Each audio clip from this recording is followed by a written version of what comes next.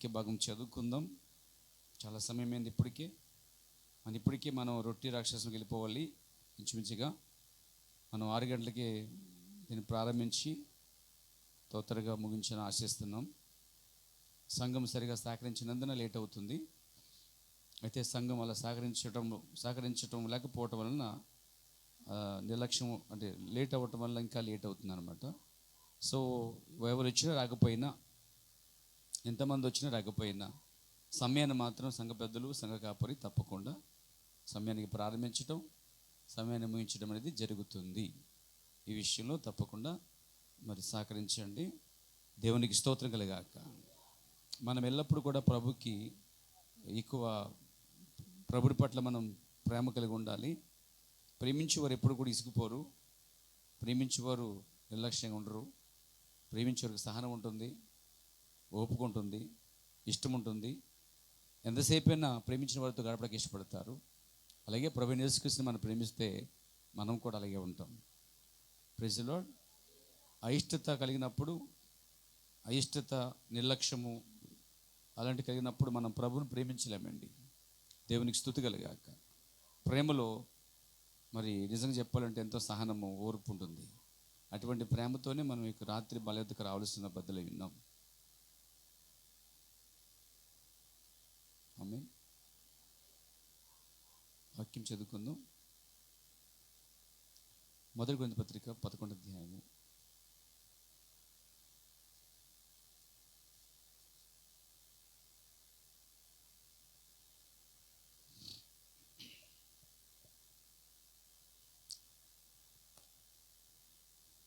పదిహేడవ వచనం నుండి చదువుతున్నాను.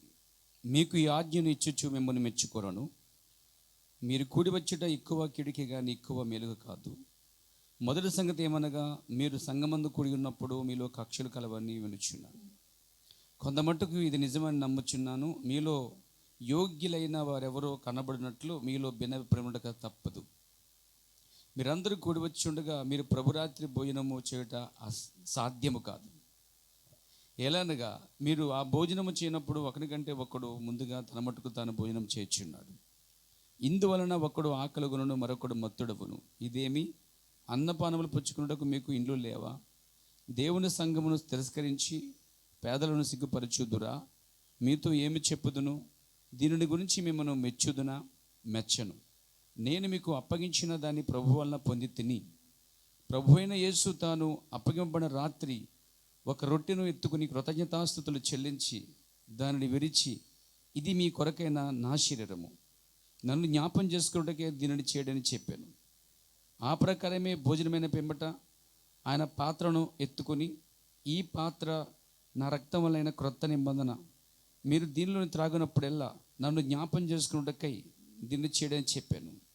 మీరు ఈ రొట్టెను తిని ఈ పాత్రలను త్రాగినప్పుడల్లా ప్రభు వచ్చే వరకు ఆయన మరణమును ప్రచురించుదురు.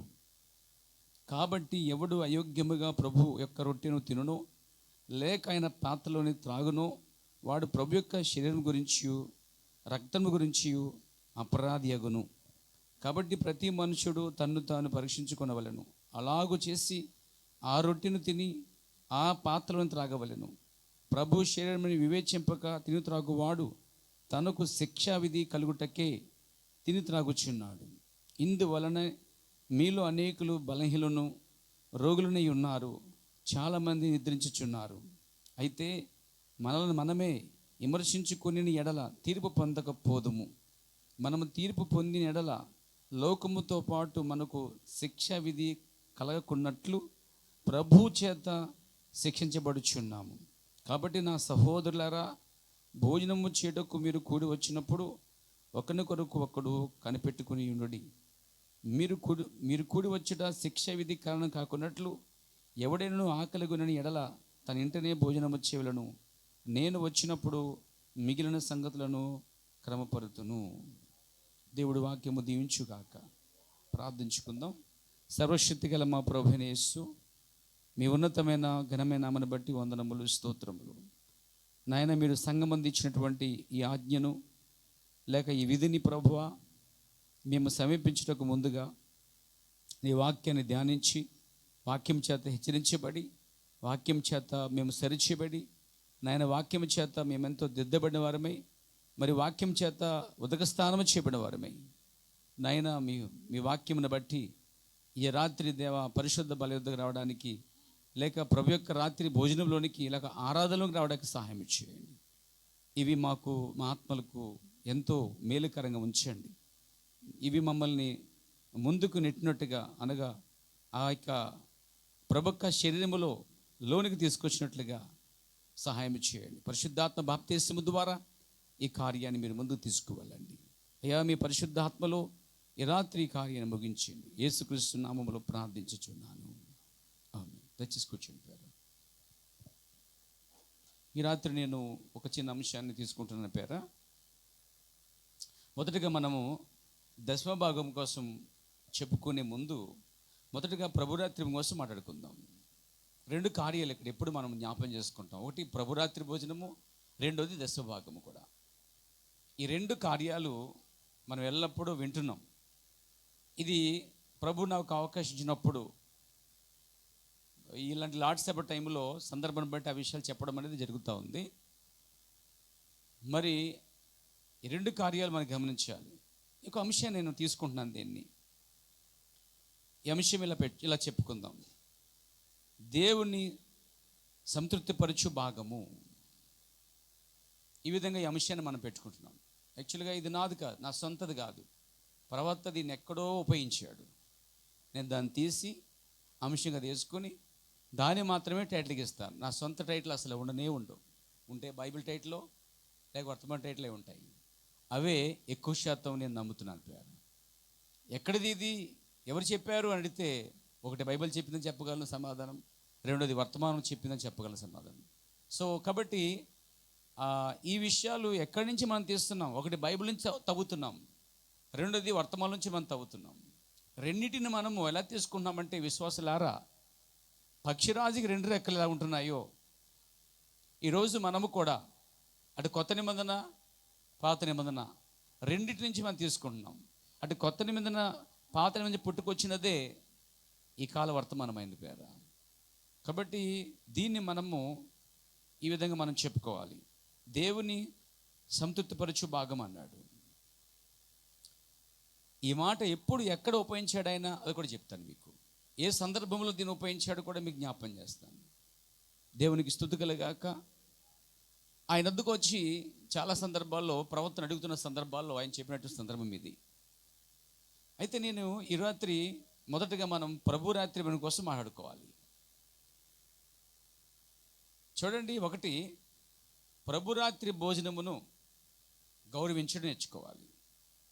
ప్రభురాత్రి భోజనమును గౌరవించాలి. Respect to the Lord's Supper. ప్రభురాత్రి భోజనమును రక్షించబడినటువంటి విశ్వాసులు గౌరవించాలండి. గౌరవం అంటే భయముతో కూడింది, మర్యాదతో కూడినది. దీన్ని గౌరవములు వర్తమానంలో చూసినట్లయితే, ఈ రెస్పెక్ట్స్ అని వర్తమానంలో, అనగా గౌరవములు అని వర్తమానంలో దేవుని ప్రవక్త ఈ ప్రభురాత్రి భోజనం కోసం మాట్లాడుతూ 3 వ్యక్తులు దాన్ని చాలా నిర్లక్ష్యంగా మాట్లాడారు, రెస్పెక్ట్ లేకుండా చేశారు. ప్రభురాత్రి భోజనం అంటే వారు గౌరవించకుండా చేశారు దాన్ని. అంటే ప్రభురాత్రి భోజనాన్ని ఖచ్చితంగా గౌరవించాలనేది అక్కడ అర్థమవుతుంది. ఇంతగా వాళ్ళు ఏం చేశారు? వాళ్ళు ముగ్గురు ఏం చేశారంటే, విస్కీ బాటిల్ తీసుకున్నారు, ఎర్రటి ద్రాక్షారసం లాంటివి తీసుకున్నారు. తర్వాత శాండ్విచ్ తీసుకున్నారు. శాండ్విచ్ అంటే రొట్టెకి భాగంలో ఒకలాంటి మాంసం ఉండేది, బర్గర్ అంటాం చూడండి, ఆ విధంగా శాండ్విచ్ అంటే ఆ రొట్టె మధ్యలో మాంసం ముక్క అన్నమాట. అది శాండ్విచ్. ఈ శాండ్విచ్ని తీసుకుని వాళ్ళు ఏమంటారు, ఇది ప్రభు యొక్క శరీరము అని ముగ్గురు ఓ చోట కూర్చొని మాట్లాడుకున్నారు. తర్వాత విస్కీ తీసుకుని, అంటే ఎర్రటి విస్కీ లాంటిది, వాటికి ఏ పేర్లు ఉంటాయి, రెడ్ వైన్ అనో ఏ సంథింగ్ ఉంటాయి, ఎర్రగా ఉన్నదని తీసుకుని, చూడండి పేరా, WINEకిని VINEకి డిఫరెంట్ ఉందండి. వైన్, ఇది వైనే, కానీ అది చేసేదానికి ఇది చేసేదానికి చాలా తేడా ఉంటుంది. ఇప్పుడు రాత్రి మీరు తీసుకున్నది కూడా వైన్ లెక్కే, షాప్లో ఉండేది అమ్మేది కూడా వైనే. ఇది ఈ విషయంలో తెలియకపోతే కొంతమంది పోయి అది తాగేస్తున్నారండి. ఏంటంటే డిఫరెంట్ ఏం లేదు కదా, ఇది కూడా వైనే అది కూడా వైన్ అని చెప్పేసి. కానీ WINE వేరు, VINE వేరు. చూడండి పేర, స్వచ్ఛమైనది, కల్తీ లేనిది, ఇంకేది కలపకుండా తయారు చేసినది VINE అనమాట. అది స్వచ్ఛమైన ద్రాక్షారసం అండి. అది మిగతా దాంట్లో కెమికల్స్ కలుస్తాయి, మొత్తు పదార్థాలు కలుస్తాయి, ఇంకా అందులో ఏవేవో వేసి వాళ్ళు తయారు చేస్తారు. అది బయట అమ్మబడుతుంది. అది దాని బైబిల్ భాషలో ఏమన్నారంటే, దాన్ని ద్రాక్షరసం అనే పదం వేరు, మద్యము అనే పదం ఉపయోగించాడండి. మద్యము తాగువాడు, మద్యము కొట్టువాడు సంఘ పెద్దగా ఉండటకు వీడు లేదని పౌలు గారు తిమోతికి రాస్తున్నాడు. పెద్దకే వీడు లేదంటే కాపరికి ఎక్కడ ఉంది, సేవడికి ఎక్కడ ఉంది, సంఘుల విశ్వాసం ఎక్కడ ఉంది? కాబట్టి మద్యము తాగువాడు అని ఉపయోగించాడు. ద్రాక్షారసం తాగువాడు, ఇక్కడ రెండు కూడా వ్యత్యాసంగా ఉన్నాయండి. కాబట్టి అందుకని కానా అనే ఊరిలో వివాహం జరిగినప్పుడు అక్కడ ఏమి ఇచ్చారంటే WINE కాదు, మందుపాటి కాదు. ఈరోజు దాన్ని తీసుకుని Goa side, Bombay side, Maharashtra side, Calcutta side, ఇలా కొన్ని రాష్ట్రాల్లో, మద్రాస్ కొన్ని ప్రాంతాల్లో అవే తాగేస్తున్నారండి వాళ్ళు. అవి తాగేసి ఇందులో తప్పేముంది, ద్రాక్షారసం బైబిల్లో ఉంది కదా, ఇది కూడా ద్రాక్షారసమే కదా అని చెప్పి తాగేస్తున్నారు. ఇంకో ఘోరమైన మాట చెప్పమంటారా? తిమోతి గారు కొంచెం కడుపు జబ్బు ఉండేది అన్నమాట ఆయనకి. పౌలు గారు ఏమంటే, కొంచెం తిమోతి నీ కడుపు జబ్బు నిమిత్తమే అప్పుడప్పుడు ద్రాక్షారసం పుచ్చుకును అన్నాడండి. పౌలు గారు చెప్పారు కాబట్టి ద్రాక్షారసం పుచ్చుకోవచ్చు అని చెప్పి తాగెత్తారు కొంతమంది. కడుపు జబ్బు ఉందా? అక్కడ మాట ఉంది, కడుపు జబ్బు నిమిత్తమే. ఆ సమయంలో, ఆ టైంలో ఏ ద్రాక్షరసం తాగాడు తిమోతి? అది తెలియక చాలామంది క్రైస్తవులు మందు తాగేస్తున్నారండి. దాంట్లో తప్పే ఉందండి, బైబిల్లో కూడా ఉంది కదండి. ప్రేమ సోదరులారా, కొత్త నిబంధనలో అటువంటి కార్యం అనేది లేదు. అలాగని పాత నిబంధనలో అటువంటి కార్యం కూడా లేవు. పాత నిబంధనలో నోవాహు కూడా చూస్తే, నోవాహు కూడా ద్రాక్ష తోట వేసి, ద్రాక్ష తోట తీసి ఆ కాయలు తీసి పిండి ద్రాక్షారసం తాగి మత్తుడేడు కూడా ఉందండి. ఇది తాగిన ఎక్కువ తాగితే ఇది కూడా మత్తు వస్తుంది, అది తాగిన మత్తు వస్తుంది. దీంట్లో రెండింటికి వ్యత్యాసం ఏంటో జనులకు తెలియక పౌలు గారే తిమోతి చెప్పాడు కాబట్టి ఒకడు విస్కీ వాళ్ళు తెలుసుకుని తాగేస్తున్నాడండి, ఒకడు బీర్ తాగేస్తున్నాడండి, మరొకడు ఏయో తీసుకుని ఆల్కహాల్ తీసుకున్నాడండి. నేనైతే వాటన్నీ నమ్మట్లేదు పోయారు. కొన్ని చోట్ల క్రిస్టియనిటీలో రోమన్ క్యాథలిక్ వారు ఎక్కువ శాతము బాటలతో భక్తి అండి వాళ్ళది. బాటలు లేకుండా భక్తి చేయరు. వాళ్ళ దృష్టిలో ఏంటంటే పౌలు గారు చెప్పాడు కదా, ఇదిగో ఇక్కడ ఉంది కదా అంటే, ఇక్కడ వాళ్ళ ఉద్దేశం ఏంటంటే ఇదైనా అదైనా ఒకటని. నో, అది వేరు, ఇది వేరు, చాలా వ్యత్యాసం ఉంది పేర. అది కెమికల్స్ తయారు చేయబడింది, అది వ్యాపారం కూడా చేయబడింది. ఇది కేవలము పరుషుల కొరకు స్వచ్ఛంగా 21 రోజు తయారు చేయబడే ప్రత్యేకమైన కార్యం అండి ఇది. మరి కానా అనే ఊరిలో ఆ విందు జరిగినప్పుడు ఇచ్చిన రాక్షసం ఏదనుకున్నారు? ఇప్పుడు మీరు తీసుకోబోతున్నది అదేనండి. 21 రోజు పడుతుంది దాన్ని తెలియజేయడానికి. పొలేనిదే ఉండాలి, అది పొలవడానికి టైం పడుద్ది. కొన్ని రోజుల తర్వాత అది పొలవడం ఆగిపోద్ది. దాని అర్థం ఏంటంటే అది ఇంకా ఉండే కొద్ది స్ట్రాంగ్ అవుతుంది. దాని అర్థం ఏంటంటే యేసుక్రీస్తు రక్తం ఇంకా సజీవంగా ఉన్నది, ఇంకా పాపని కడుగుతున్నది, అది కుళ్ళిపోలేదు, వాసన రావట్లేదు, చెడిపోలేదు పేరా. దానికి గుర్తండి ఇది VINE వైన్. కాబట్టి కడుపు జబ్బు నిమిత్తం అని చెప్పేసి కొంతమంది తాగేస్తున్నారండి క్రైస్తవులు. చాలా చోట్ల కొన్ని రాష్ట్రాలకు వెళ్తే ఎక్కువ శాతం క్రైస్తవులు అందరూ కూడా మందు మందు మందు మందు. సో అది లోకం, ఇదేంటంటే ఒక ప్రత్యేకమైనది, ఏ కల్తీ లేదనమాట.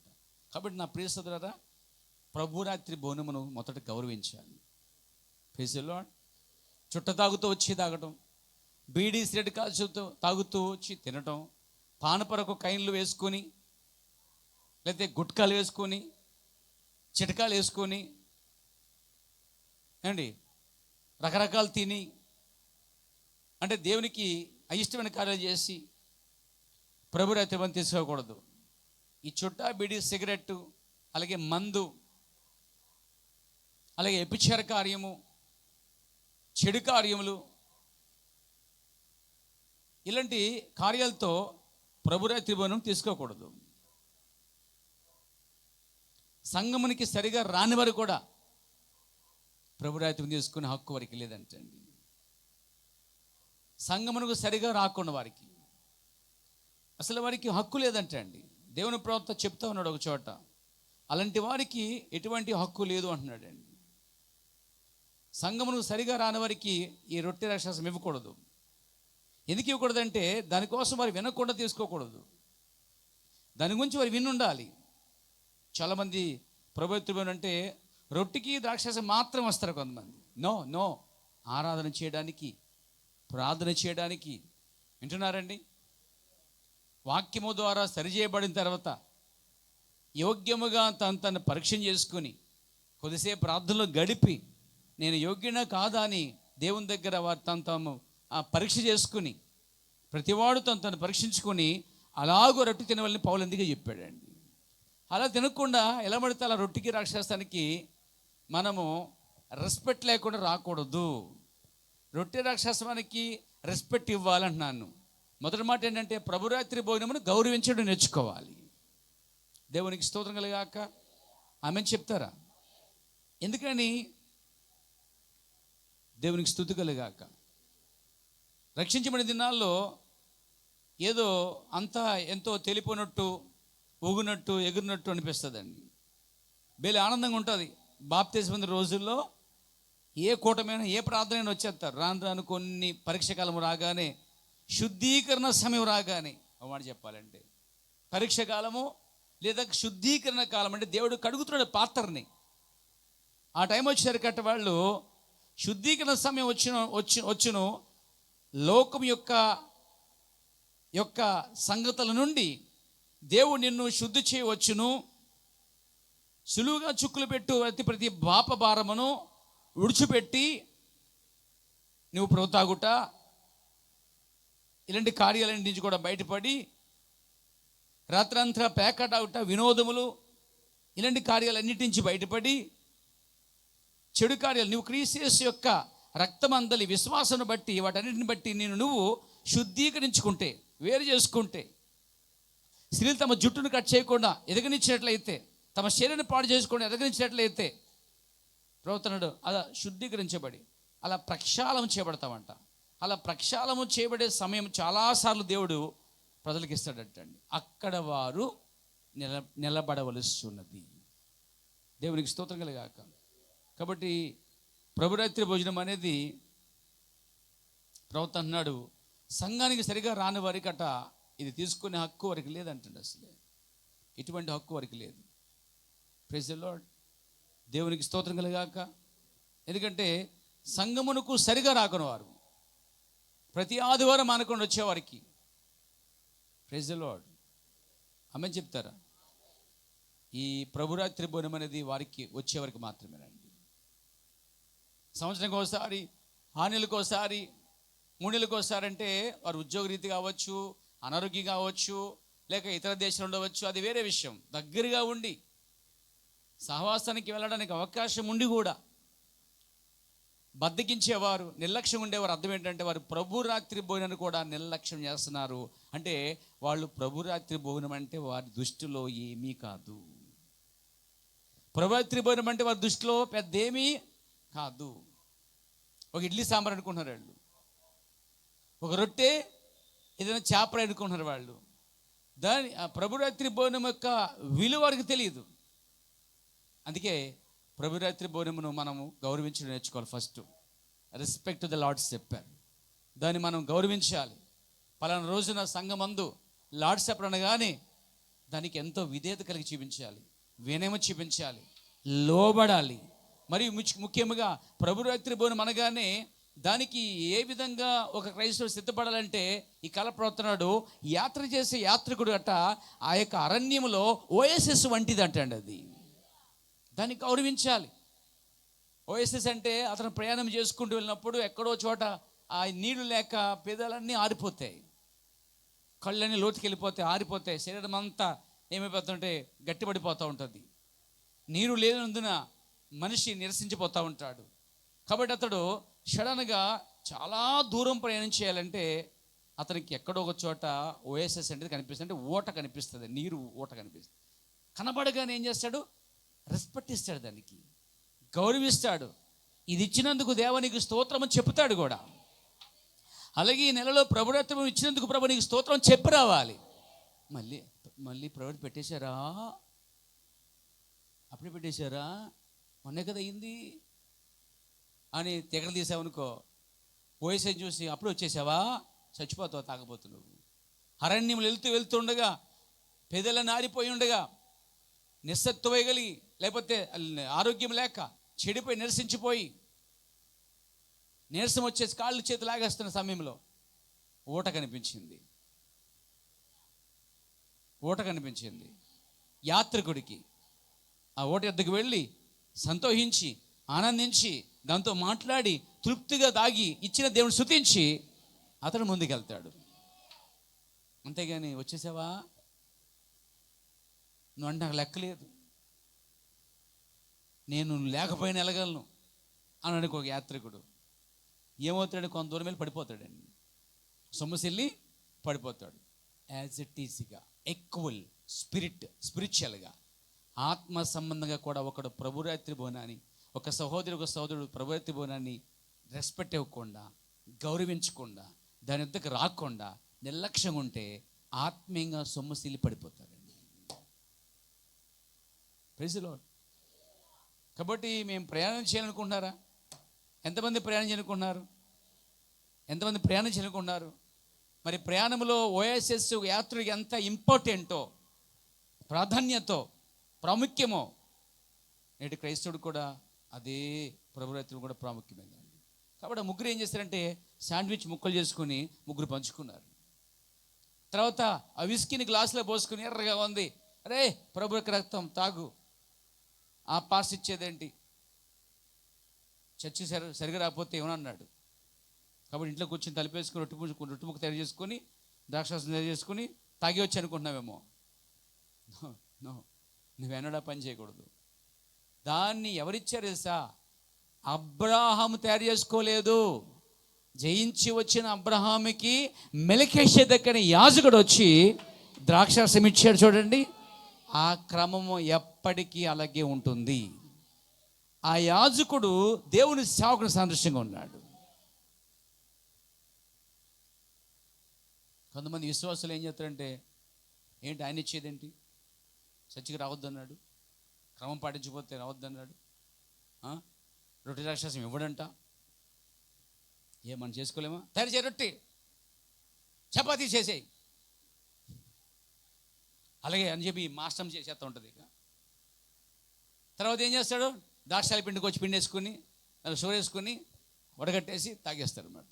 వీళ్ళు ఎవరంటే చర్చికి రావద్దన్నారు, లార్డ్ సభ తీసుకొద్దన్నారు, కాబట్టి మనం తీసుకోవచ్చు అంటే ఇప్పుడు తీసుకునేదానికి కూడా క్రమం ఉందండి.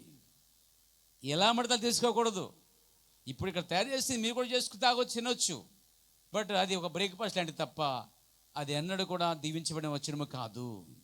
అది ఒక క్రమ పద్ధతిలో సరైన రీతిలో దాన్ని చేయాలి.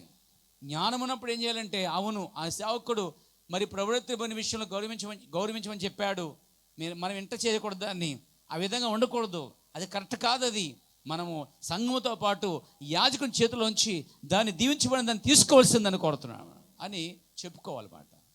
దేవునికి స్తోత్రం కలగాక. కాబట్టి నా ప్రియ సోదరులారా, ప్రవృత్తి పని గౌరవించాలి. రెస్పెక్ట్ ద లార్డ్ చెప్పారు, ఖచ్చితంగా దాన్ని గౌరవించాలి. ఎలా గౌరవించాలి?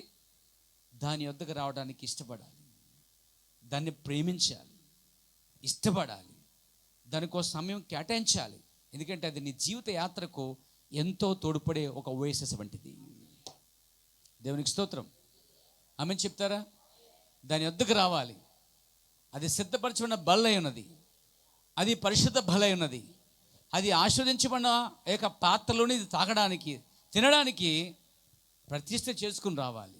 అంటే దాని కొరకు సమర్పించుకుని చక్కగా మనము రావాల్సినది. కాబట్టి దాన్ని గౌరవించాలి మొట్టమొదట. రెండవది, ప్రభుత్వ బలను ఆజ్ఞగా పాటించాలండి. ప్రభురాత్రి భోజనమును ఆజ్ఞగా పాటించాలండి.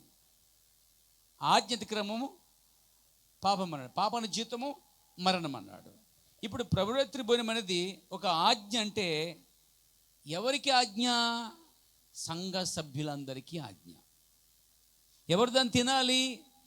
ఎవరు యేసుక్రీస్తు నామములో బాప్తిస్మం పొందున్నారో, ఎవరు ఈ క్రమాన్ని, వాక్యాన్ని, ప్రభురాత్రి భోజనం రాత్రే తీసుకోవాలని ఎవరైతే వాక్యాన్ని నమ్మి వస్తున్నారో అలాంటి వారందరికీ ఇది ఆజ్ఞ అండి. ఏమండి? ఆజ్ఞ. ప్రభురాత్రి భోజనం ఏంటండి?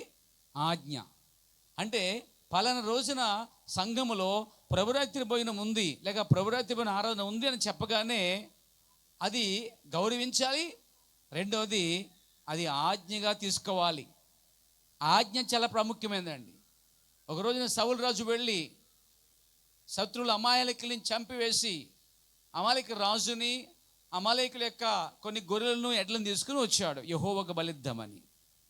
ఆ దేవుడు రాత్రే సమూయేలు ప్రవక్తకు చెప్పాడు, నువ్వు చెప్పిన లేక నేను చెప్పిన ఆజ్ఞలను అతడు మీరాడు, ఆజ్ఞలు పాటించలేదు, పోయి అతనికి బుద్ధి చెప్పని దేవుడు ఆ రాత్రి సమూయేలు ప్రవక్తతో మాట్లాడగా, సమూయేలు ప్రవక్త వెళ్ళి బయలు వెళ్తుండగా ఉదయాన్నే ఆ యొక్క సౌలు రాజు సమూయేలుని ఎదుర్కొని యెహోవాని దీవించినగా, కానీ తొందరగా ఏదేదో మాట్లాడతాడండి, ఏదో గొప్ప పని చేసేసినట్టుగా. తనేదో మంచి పని చేసి అనుకుంటున్నాడు. అప్పుడు సౌలుతో అన్నాడు, పౌలుగా ఎవరు సమూయేలు అన్నాడు, నువ్వు యెహోవా ఆజ్ఞను ఎందుకు మీరావని అడిగాడు. లేదే, నేను యెహోవా ఆజ్ఞను మీరలేదే, యెహోవా ఆజ్ఞను పాటించాను అన్నట్టుగానే వెళ్ళాను, యుద్ధం చేశాను, జయించాను. కాకపోతే కొన్ని అందులో ముఖ్యమైన బలిసిన గొర్రెలు ఉన్నాయి, క్రొవ్విన దూడలు ఉన్నాయి, వాటన్నిటిని యెహోవా తీసుకొచ్చాను. అదే ఆజ్ఞాతిక్రమము. అప్పుడు అన్నాడనమాట, ఇవి తీసుకుని యెహోవాకు బలర్పించేదానికన్నా యెహోవా మాట వినుట శ్రేష్టము అన్నాడండి. లేక యెహోవా ఇచ్చిన ఆజ్ఞను పాటించుట శ్రేష్టం అన్నాడండి. ఇప్పుడు ప్రభురాత్రి భోజనం కూడా అలాంటిదే కదా. నేను అర్థమంది మీకేమన్నాను? అక్కడ బలులు అర్పణలు ఇచ్చేస్తే సరిపోద్ది అనుకుంటున్నాడు సౌలు. సమూయేలు అన్నాడు, ఈ బలులు అర్పణలు కాదు దేవుని తృప్తిపరిచేది, వీటిని నెరవేర్చమని ఆజ్ఞ చూడండి. ఆజ్ఞను తూచా తప్పగా పాటించే దాన్ని బట్టి యెహోవా సంతోషిస్తాడండి. కాబట్టి బలు అర్పించడం కంటే మాట వినుట శ్రేష్టము అని అక్కడ దేవుడు మాట్లాడుతూ ఉన్నాడు. కాబట్టి ఇక్కడ ప్రభురాత్రి భోజనం కూడా ఒక ఆజ్ఞగా తీసుకోవాలి. ఆజ్ఞ అంటే ఏంటి? కమాండ్ అన్నమాట. అవునా? పోలీసుడు వచ్చి అర్జెంటుగా స్టేషన్ రా, కలెక్టర్ రమ్మంటున్నారు, ఎస్ఐ గారు రమ్మంటున్నారు అనుకోండి, రేపు వస్తానులే అన్నాం అనుకో, ఎలా ఉంటుంది? కరెక్ట్గా ఆజ్ఞ ఇచ్చారు, అర్జెంటుగా ఈ స్థలం ఖాళీ చేసేయమన్నారు అంటే ఓ నెలతో ఖాళీ చేస్తానులే అని అనుకోండి, నీకు సంఖ్యలే. అవునా కదండి? అలాగే ఎస్ఐ గారు రమ్మన్నారు, అర్జెంటుగా గట్టిగా చెప్పారు, కమెంట్ ఇచ్చారు అనుకోండి, వస్తాలే, అదొద్దరు వస్తానులే. కంగారేంటి? స్టేషన్ ఏమైనా పారిపోద్దా, చర్చ ఏమైనా పారిపోద్దా? ఉంటుంది కదా, ఈ వారం కదా వచ్చేవారం, లేకపోతే ఆ పైన తీసుకుంటాను, రొట్టె రాక్షసమే కదా అన్నట్టు. ఒక ఆజ్ఞను ఒకడు మీరితే ఎంత శిక్షో, ఎంత అపరాధమో ప్రభురాత్రి భోజనం కూడా తీసుకోవాలని తెలుసు కూడా రాకపోవటము, దాని అర్థము ఆజ్ఞను మీరిన వారు అని అర్థమండి. ఈ బుర్ర ఉన్నాడు ఎవడు కూడా పనిచేయడండి. అనగా జ్ఞానం ఉన్నవాడు, తిరిగి జన్మించిన వాడు, నిజంగా మారుమనసు ఉన్నవాళ్ళు, నిజంగా దేవుని ప్రేమించేవారు రెండు కార్యాలు చేస్తారు. ఒకటి, ప్రభురాత్రి భోజనం గౌరవిస్తారు, రెస్పెక్ట్ ద లార్డ్ సప్పర్. రెండోది కమాండ్, దేవుని యొక్క ప్రభురాత్రి భోజనం అనేది ఆజ్ఞను అనగా తినుట అనేది ఆజ్ఞ ఉన్నది, అందులో పాల్గొనుట ఆజ్ఞ ఉన్నది, పరిశుద్ధుల పాదాలు నీళ్ళతో కడుగుటం అనేది ఒక ఆజ్ఞ ఉన్నది. ఆజ్ఞను పాటిస్తారండి. సో కాబట్టి గౌరవించడం అంటే అర్థం ఏంటంటే, గౌరవించడం అంటే క్రియలతో కూడిందండి. నేను చూపించుకుంటావు కార్యాన్ని, చెప్పక్కర్లే. అలాగే ఆజ్ఞ అంటే ఏంటి తెలుసా? ఆజ్ఞ అంటే ఏంటి తెలుసా? నీకు ఇష్టం లేకపోయినా అన్నాడు ఆయన, ఒకరి పాదాలు ఒకరు కడగవలసినదే నా ఆజ్ఞ అన్నాడండి ఆయన. వీలైతే కడుగుతాను, పొట్టొంగితే కడుగుతాను, నడుము నొప్పి తగ్గిన తర్వాత కడుగుతాను, నాకు కొంచెం కులం పెంచి తక్కువ కులం పాద కడగను నేను, కాబట్టి నాకు ఇగో ఎక్కువ, నేను పాదాలు కట్టడం అనేది జరగని పని, వీలైతే కడుగుతానులే, వచ్చేలా కడుగుతానులే అన్నామనుకో, ఆజ్ఞ అతిక్రమం పాపం అవుతుంది. ఇప్పుడు ప్రభురాత్రి భవనము కూడా చూడండి, బాప్తిసానికి ఎలా లోబడ్డావో, ఏ విధంగా సరెండర్ అయ్యావో, బాప్తిసం తీసుకోకపోతే రక్షణే లేదని ఎలా అనుకున్నావో, బాప్తిసం తర్వాత కూడా ప్రభురాత్రి భవనం కూడా అంతే రెస్పెక్ట్ ఇవ్వాలి నువ్వు, అంతే భయపడాలి నువ్వు. బాప్తిసానికి భయపడి ప్రభు వచ్చేస్తాడేమో, విడబడతానేమో, రక్షణ లేకపోతే పాపాలు అలాగే ఉంటాయి, నేను చనిపోతానేమో, నరకానికి వెళ్తానేమో అని ఎంత భయం ఉందో, ప్రభురాత్రి భవనం కూడా తీసుకుంటూ కూడా అంతే భయం ఉండాలి, అంతే గౌరవం ఉండాలి, అంతే ఆజ్ఞకు లోబడాలి. దేవునికి స్తోత్రం. కాబట్టి నా ప్రియ సోదరుల, సంఘములో ఎవరైతే యేసుక్రీస్తు నామములో బాప్తిసం పొంది ఈ వర్తమానాన్ని అంగీకరించారో వారందరూ తీసుకోవడానికి అర్హులై ఉన్నారు. Praise God. మొదట ప్రభురాత్రి భవనమును గౌరవించాలి. రెండోది, ప్రభురాత్రి భవనం అనేది ఆజ్ఞ ఉన్నదని ఎరిగి ఉండాలి. ఆజ్ఞ అంటే ఏంటి? ఈ రాత్రి ప్రభురాత్రి భవనం ఇవ్వబడుతుంది అనేది ఆజ్ఞ అంతే. సంఘ సభ్యులు ఏం చేయాలి? చేతులు కట్టుకొని వినయముతో వచ్చి మోకరించి ఆజ్ఞకు లోబడి ఆ రొట్టె రక్షాసం తీసుకోవాలి. అది రెస్పెక్ట్ అంటే, అది ఆజ్ఞకు లోబట్టం అంటే. అంతేగాని ప్రభురాత్రి భవనము పోగొట్టుకున్న తర్వాత ఆ పై ఆదివారం కనిపించి పళ్ళు కిలించి హీ అంటాం కాదు. అర్థమైందండి? పాస్టర్ గారు ఏమ్మా రాలేదంటే రాలేకపోయానండి అనడం కాదు, కుదరలేదండి అనడం కాదు, వద్దామనుకున్నానండి అర్జెంటుగా పని జరిగిందండి. అప్పుడు నువ్వు ఆజ్ఞ ఏం చేసావు? మీరావు. దానికి శిక్ష ఎవరు వేస్తారు? దేవుడు, పాస్టర్ కాదు. దానికి శిక్ష లేకపోతే దానికి పనిష్మెంట్ దేవుడే ఇస్తాడు. దేవునికి స్తోత్రం కలగాక. కాబట్టి ప్రభురాత్రి భవనం గౌరవించి నేర్చుకోవాలి. ఆ ముగ్గురు ఆ విస్కీ ఆ శాండ్విచ్ తిని ఆ సమయంలో ఉండగా దాన్ని వాళ్ళు ఎంజాయ్ చేశారన్నమాట. అంటే వాళ్ళ ఉద్దేశం ఏంటంటే, ఇది రొట్టె, ఇది ద్రాక్షాసం చెప్పి గౌరవం లేకుండా, యాజకుడే లేకుండా వారు ముగ్గురే తీసేసుకొని దాన్ని ఎప్పుడైతే అగౌరవపరిచారో, ఎప్పుడైతే ఆజ్ఞని మీరారో, దాంట్లో ఇద్దరు తెలుసా, ఇద్దరు ఏమయ్యారండి? పిచ్చులు అయిపోయారు. ఒకడు చచ్చిపోయాడు. లోబట్టమంటే మాట చెప్తాను. ఒకసారి ప్రవక్త విలియం బ్రన్హామ్ గారు బాప్తిసాలు ఇస్తున్నాడు ఒక నదిలో. ఇవ్వటానికి ముందు ఆ నదిలో ఒక స్త్రీ స్నానం చేస్తుంది. ఈ బాప్తిసానికి మనం కూడా వెళ్తూ ఉంటాం కదా, అక్కడక్కడ కనిపిస్తారు కదా, బట్టలు ఉతుకుతూ ఉంటారు, ఈ పని చేసుకుంటుంటారు. కొంతమంది రెస్పెక్ట్తో పక్కుంటుంటారు, కొంతమంది నిర్లక్ష్యంగా పక్కనే ఉతుకుతూ ఉంటారు. జరుగుతూ ఉంటాయి ఇలాగా. ఆయన ఏమంటే, అమ్మా ఒక 5 నిమిషాలు టైం ఇస్తే నేను దిగి బాప్తిసం ఇచ్చి వెళ్ళిపోతానమ్మా అన్నది. మైండ్ యువర్ బిజినెస్ అందండి, నీ వ్యాపారం చేసుకో, నా పని చేసుకుంటాను నిర్లక్ష్యంగా ఉందన్నమాట. అది రావట్లే, అందులో ఈత్తుందండి. ఎవరో తెలతోలమ్మ, అమెరికాలో అలాగే ఉంటారు కదా, ఈత్తుందనమాట. నేనేం చేశాడంటే దిగి బాప్తిసం ఇచ్చి వచ్చేసాడండి. ఆ తర్వాత ఆమెకి మెంటల్ వచ్చేసింది, మెంటలు క్రాక్ వచ్చేసిందండి. అందులోనే ఒక పిచ్చకేకలు వేసేసి మెంటలు వచ్చిన తర్వాత హాస్పిటల్ తీసుకెళ్ళేదండి. ముందు దెయ్యం ముంచి చెప్తే తినాలి కదా, తెలుసా? మెంటలు వచ్చిందంట ఆమెకి. ఆ క్షణంలో పిచ్చి పట్టేసిందండి. తెలుసా? వినయము, విధేయత, భయము, ఆజ్ఞను పాటించకపోతే ఇలాంటి పరిస్థితులు ఎదుర్కోవాల్సి వస్తుందండి. అదే రెస్పెక్ట్ ఇచ్చి మీ పని మీద చక్క చేసుకోండి, కొద్దిసేపు పక్కన ఉండంటే ఎంత బాగుండేది. దేవుని గౌరవించినట్టు అవుతుంది, దేవుని పనిని రెస్పెక్ట్ ఇచ్చినట్టు అవుతుంది, ఆజ్ఞను చక్కగా పాటించినట్టుగా ఉంటుంది. అక్కడ గౌరవాన్ని దేవుడు కోరుతున్నాడు. కాబట్టి ప్రభుత్వం గౌరవించాలి. రెండోది, ప్రభుత్వం ఆజ్ఞను తీసుకోవాలి. ఆజ్ఞ అంటే తప్పనిసరిగా ఈరోజు రాత్రి నువ్వు ఎక్కడ ఉన్నా వచ్చి ఇక్కడికి వచ్చి తీసుకోవాలి, అది ఆజ్ఞ అండి. Praise God. ఇంకో విషయం ఏంటంటే, ప్రభురాత్రి భోజనానికి ముందుగా మనం అడ్వాన్స్గా వచ్చి ప్రేయర్లో గడిపి చక్కగా వాక్యం విని ఆ వాక్యం ద్వారా సరిచేయబడి దేవుడు మనతో మాట్లాడినప్పుడు మోకరించుకొని ప్రభుత్వం మాట్లాడుకొని చక్కగా దిద్దుకొని తను పరీక్షించుకొని తీసుకుంటాం ఎంతో గొప్పదండి. దేవునికి స్తోత్రం కలగాక. ఇకపోతే మూడోది నేను చెప్పే భాగం అదే. Praise the Lord. మూడోది ఏంటంటే దేవుణ్ణి సంతృప్తిపరచు భాగం.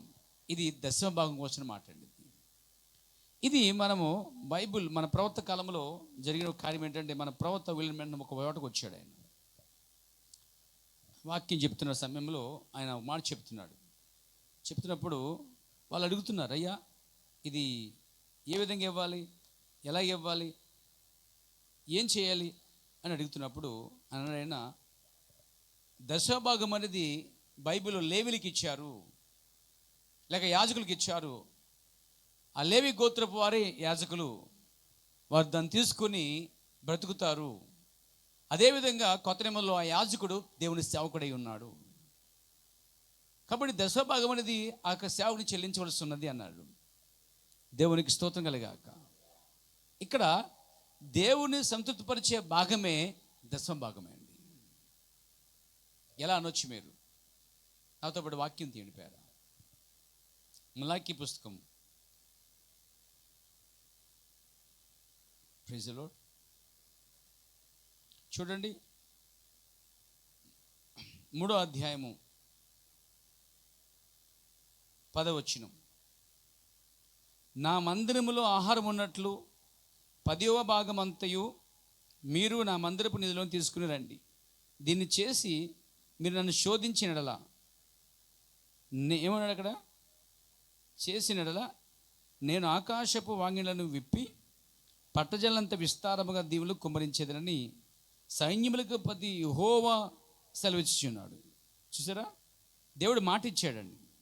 దేవుడు వాగ్దానం ఇచ్చాడు. ఏంటి వాగ్దానము? మీ కష్టార్జితం అంతట్లో కూడా, మీకు వచ్చే సంపాదనలో కూడా, మీరు చేసేటువంటి ఆ పని భాగంలో వచ్చే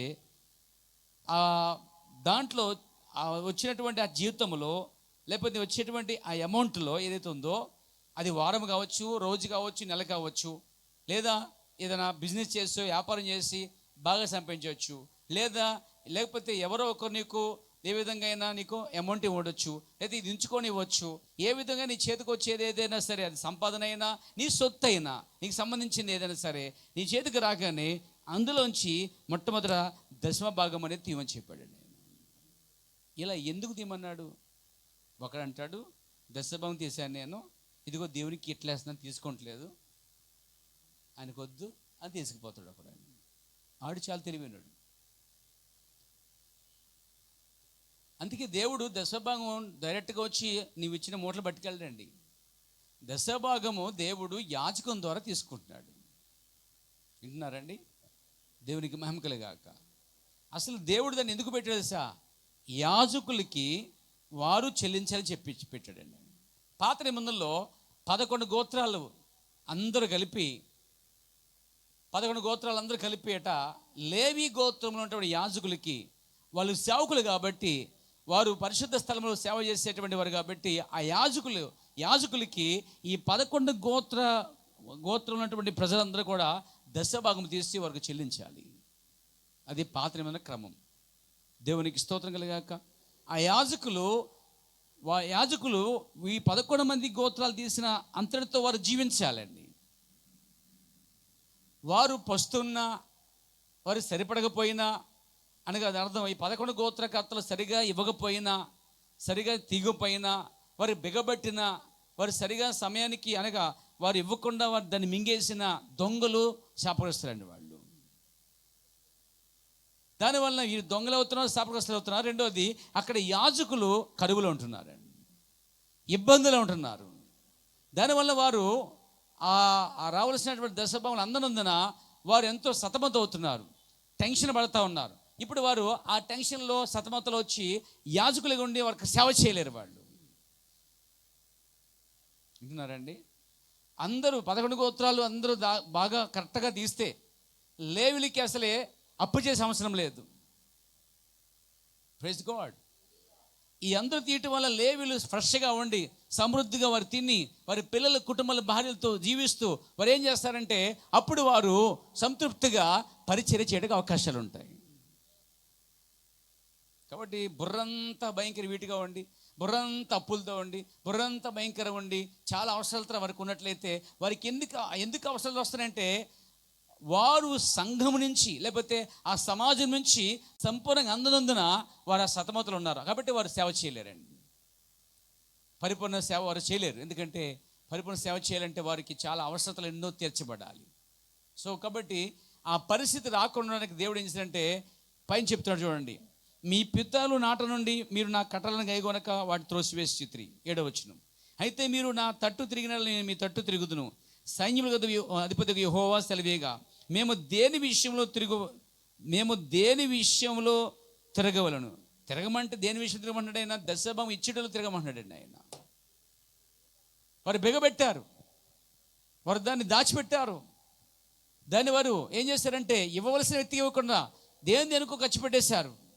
కాబట్టి ఏమన్నా, మీరు నాతో తిరగండి, నేను మీ తట్టు తిరుగుదును, మేము దేని విషయంలో తిరుగుదామని మీరు అందురు. అసలే దేవుడు తిరగండని ఏ విషయం తిరగమని చెప్తున్నాడు? మారుమనసు బాప్తిస్మ పరిశుద్ధాత్మ కాదు, దేవునికి ఇచ్చే విషయంలో తిరగమని చెప్తున్నాడు అండి. ఇక్కడ బైబిల్ చాలా స్పష్టంగా ఉంది. అక్కడ మీరు చూస్తే, నా తట్టు తిరగండి, మీ తట్టు తిరుగుదును, మీ పితరులు నా ఆజ్ఞలను నా కట్టలను గైకొనలేదు, మీరు అలా ఉండవద్దని చెప్పి హెచ్చరిస్తూ మీరు తిరగండి, నేను తిరుగుతా. దేని విషయంలో తిరగమంటావయ్యా యెహోవా? దేని విషయంలో తిరగమంటావు దేవుడా అని అడిగితే అనేమంటున్నాడు, మేము దేని విషయంలో తిరుగుదామని మీరు అందరూ. మానవుడు దేవుని యొద్ద దొంగిలున్నా, అయితే మీరు నా యొద్ద దొంగిలిత్తిరి. దేని విషయంలో మేము నీ యొద్ద దొంగిలితామని మీరు అందరూ 10వ భాగమును ప్రతి సర్పలను ఇయ్యక దొంగిలిత్తిరి. ఈ జనులందరూ నా యొద్ద దొంగిలించునే ఉన్నారు, మీరు శాపగ్రస్తులై ఉన్నారు. ఆ శాపం అనేది రాకుండా ఉండాలంటే, దొంగతనం అనేది లేకుండా ఉండాలంటే, దేవునికి ఇచ్చేదేదో ఇవ్వకుండా ఆపేస్తే దొంగతనం అవుతుంది. దేవునికి ఇచ్చేది ఏదైతే ఆపేస్తున్నామో దానివల్ల వచ్చే లాభం ఏంటంటే ఎన్నిటికి ఉపయోగపడుతున్నాయిలే అనుకుంటున్నావు, కానీ అది యాజకునికి వెళ్ళవలసిన దశభాగమును నువ్వు దేనికో ఖర్చు పెట్టడం వలన శాపాన్ని తెచ్చుకుంటున్నావు. చాలామందికి దశభాగం విషయంలో 100% అవగాహన లేదండి. 100% దశభాగం విషయం, టైత్ విషయంలో సరైన అవగాహన లేదు సంఘాలకి. ఒకసారి మీటింగ్ వెళ్ళాం, పాస్టర్లు అంటున్నారన్నమాట, నన్ను అడిగారు మాట్లాడు, ఇప్పుడు దశభాగం విశ్వాసాలు తీస్తారు, మనం తీయాలా అని అడిగాడు ఒక ఆయన. ఈయన చూసి అసలు తెలియదా? తెలుసని చూశాను నేను. ఎంతకాలం నుంచి ఉత్తమంలో అడిగాను. 20 ఏళ్ళ నుంచి ఉన్నానని చెప్పాడు. 20 ఏళ్ళ నుంచి ఉత్తమంలో ఉన్నావు, దశభాగం తీయాలని తెలియదా నీకు? 20 ఏళ్ళు ఏం చేసావు? ఆ మీటింగ్ ఈ మీటింగ్ పరిగెట్టాను. అందుకే నేను వెళ్తా ఏదేవు. పుస్తకాలు చదువు, ముందు వర్తమానం చదువు, రెండోది బైబిల్ చదువు. అసలు బైబిల్లో ప్రవక్త ఎక్కడ చెప్పినా బైబిల్లో కూడా చెప్పడండి. అక్కడ అబ్రాహాము నడుములో యాజకులు ఉన్నారట. అబ్రాహాము దేవునికి దశమం చెల్లించినప్పుడు అబ్రాహాము చెల్లిస్తున్నాడు, అబ్రాహాముతో ఉన్న సంతతి వారు లేవి గోత్రం వస్తున్నది, వారు కూడా చెల్లించారట. అంటే దేవునికి సేవకులు కూడా తీసి చెల్లించవలసినది. ఈరోజు నా స్టేటస్లో కానీ మన జేసీబీ గ్రూప్లో కానీ ఈ పదాలు పెట్టాను ఆల్రెడీ. మీరు ఆల్రెడీ ఇప్పుడే పెట్టాను, చూడండి. ఇప్పుడంటే కాదు, ఇంతకుముందు పెట్టాను, నేను ఇక్కడ రాకముందు పెట్టాను. వాటిని మీరు చదవండి, ఆధారాలతో సైతం దాంట్లో ఉంది. ఓన్లీ మన గ్రూప్ మటుకే. Praise the Lord. దేవునికి మహిమ కలుగాక. అబ్రాహాము చెల్లించాడు. అబ్రాహాం ఎవరు? సేవకుడై ఉన్నాడు, ప్రవక్త అయి ఉన్నాడు. అబ్రాహాము నడిపించేటువంటి ఎవరు? అబ్రాహాము త్వరలోనే ఇసాకు కనబోతున్నాడు, ఇసాకు యాకోబు కనబోతున్నాడు, యాకోబు 12 మంది కనబోతున్నాడు, 12 మందిలో లేవి గోత్రం రాబోతుంది. ఆ లేవి కూడా చెల్లించారండి. అంటే విశ్వాసులు చెల్లించారు, రాబోయే 11 మంది గోత్రకర్తలు చెల్లించారు, మరియు అక్కడ లేవి గోత్రం వచ్చినటువంటి యాజకులు కూడా వచ్చారు, వారు చెల్లించారు. అంటే ఇక్కడ విశ్వాసులు చెల్లించారు. అబ్రాహాములు విశ్వాసులు ఉన్నారంటారా? లేరా? ఉన్నారు లేదా? ఉన్నారు. అదే అబ్రాహాములు యాజకులు ఉన్నారా? ఉన్నారు. అంటే ఇప్పుడు లేవీలు అనగా యాజకులు కట్టారు, విశ్వాసులు కూడా కట్టారు. లేఖనమే చెప్తుంది, బైబిల్ చెప్తుంది. దేవునికి స్తోత్రం కలగాక. చూడండి, వాక్యం చేద్దాం. హెబ్రీ పత్రిక అతను అడుగుతున్నాడు, దశభాగం మనం తీయాలా? విశ్వాసాలు తీస్తారు కదా, మనం తీయక్కర్లేదు అంటున్నాడు ఆయన. అప్పుడు ఆయనకి ఇదే వాక్యం చూపించా. ఏముంది అక్కడ వాక్యంలో?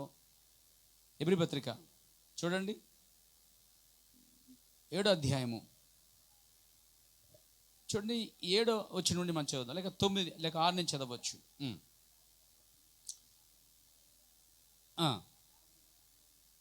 అబ్రాహాము యొద్ద 10వ వంతు పుచ్చుకుని వాగ్దానములను పొందిన వాడిని ఆశ్రవదించాను.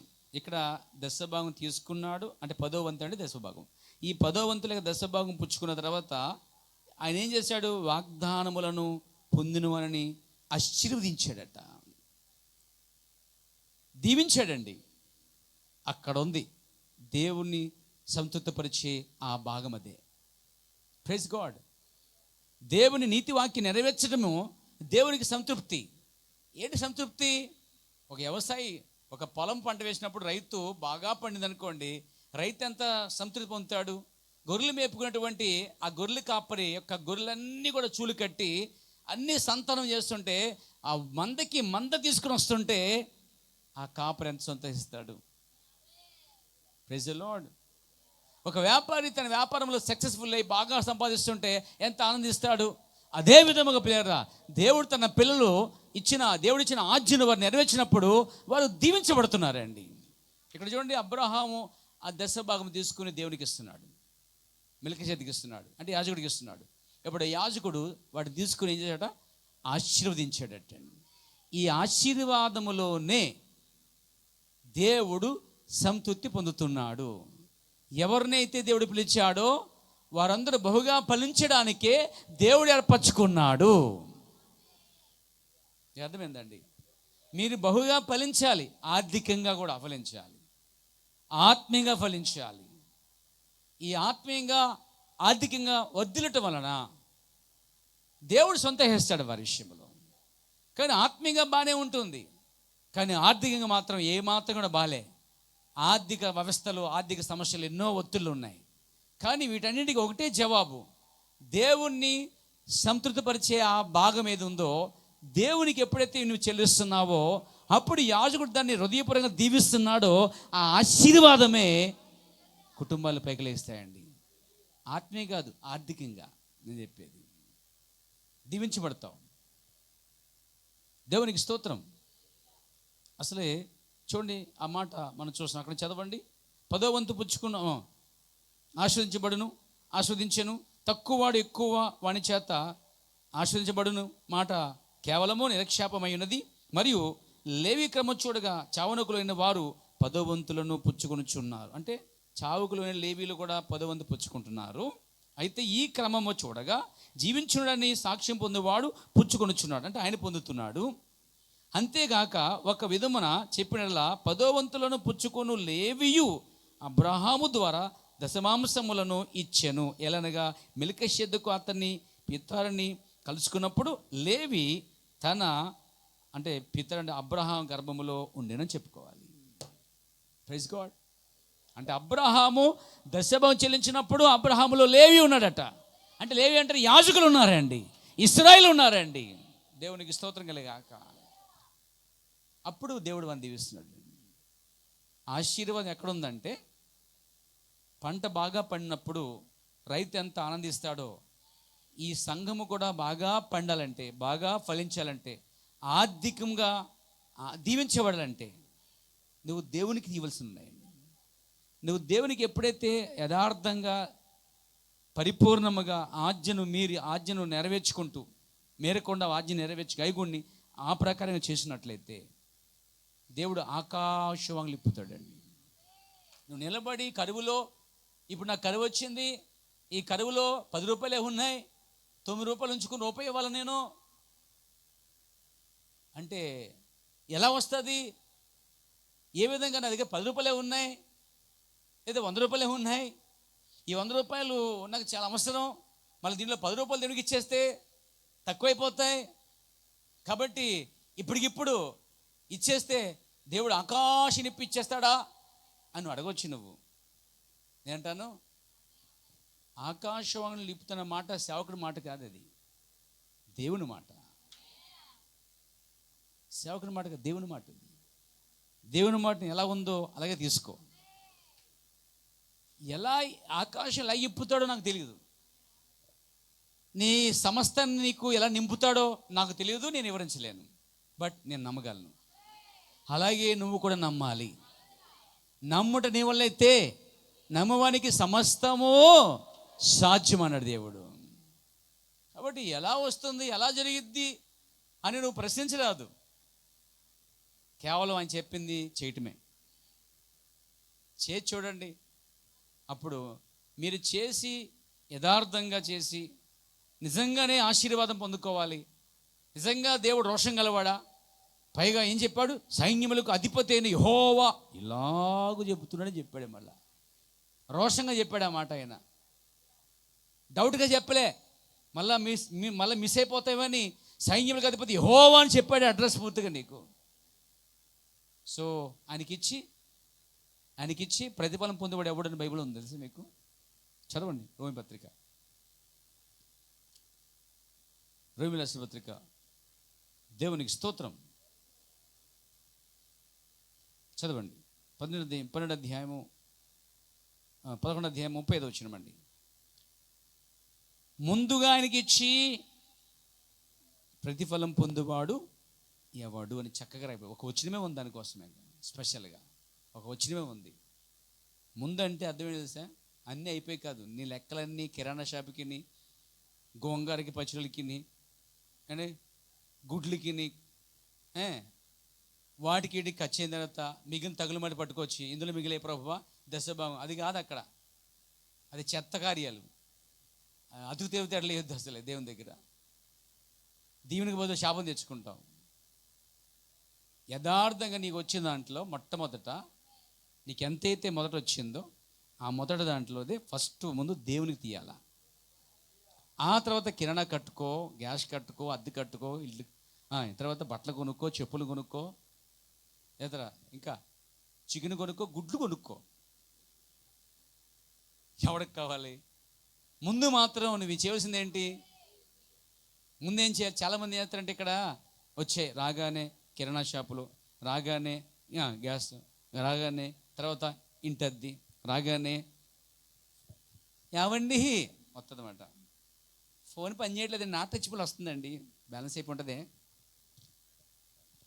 వెంటనే వేసేసి ఫోన్ బ్యాలెన్స్ కూడా, రీఛార్జులు, ఇవన్నీ అయిపోయిన తర్వాత అప్పులోడు సీటోడు వస్తాడు, వాడు కూడా కట్టేసి ఇక అయిపోయిన తర్వాత 100 రూపాయలు మిగిలాయే, 10 రూపాయలు ఎత్తాను దశభాగం. నో, నువ్వు అలా వేషధారణ పనులు చేయకూడదు.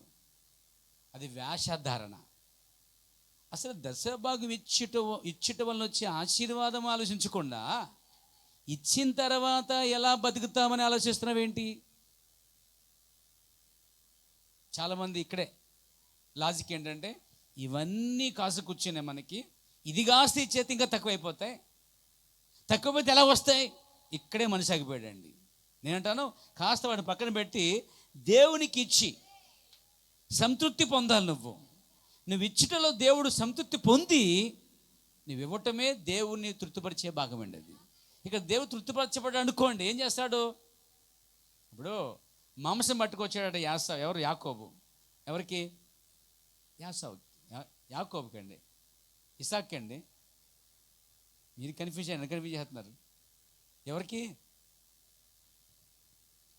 ఇసాకు వృద్ధుడైపోయాడు కదా, కళ్ళు కూడా కనిపించట్లే. నాయన ఎవరే మాంసం అనిపిస్తున్నారా? మాంసం. ఏ మాంసం అంటే వేట మాంసం, వేటాడు తీస్తున్నారని చెప్పి మంచి గొర్రెపొట్టెలు వేట. ఈ అయ్యగారు వెళ్ళిపోయాడండి. అదేంటి ఆ రోజు అయ్యగారికి దొరకలేదండి. అది అడవని తిరిగాడు, రోజు కొట్టుకొచ్చేవాడు మాత్రం దొరకలే. ఈ మాట తల్లిగారు ఎవరు? రెబెక్కమ్మకి తెలుసు బ్లెస్సింగ్స్ ఎక్కడ ఉన్నాయో, బ్లెస్సింగ్స్ ఎక్కడ వస్తాయో, ఎవరి చేతుల్లో వస్తాయో తెలుసు ఆమెకి. చేతులు అన్ని చేతులు నెత్తి పెట్టకూడదండి, కొన్ని చేతులు మాత్రమే అర్హులు. అసనిక్షేపణ పొరబడి చేయొద్దని బైబిల్ చెప్తుంది. అది కేవలం కొంతమందికే వస్తుందండి. కాబట్టి ఇది గుర్తించి వెంటనే తీసుకెళ్ళని చెప్పి మంచి కూర బాగా చేసింది, గట్టిగా మసలేసింది, బాబా మంచి వాసన వస్తుంది, బాగా తిన్నాడు ఆయన, తృప్తిగా తిని ఓ అంటూ దీవించాడండి. తృప్తిపరచబడ్డాక దీవించబడ్డాడు.